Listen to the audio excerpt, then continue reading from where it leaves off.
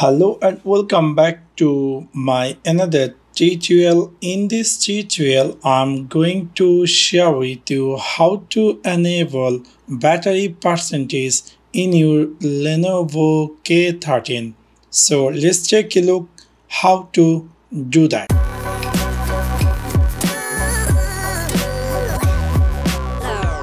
You might be recently buy this Lenovo K13 and you are wondering if you can notice in my phone the battery icon is appear. There is not appear how many percentage remaining battery. It is really make you confused. Even myself when I bought this phone it make me very confused.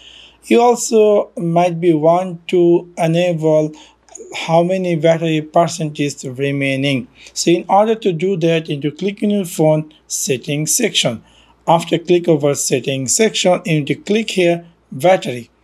After click over battery, you're going to see something say battery percentage.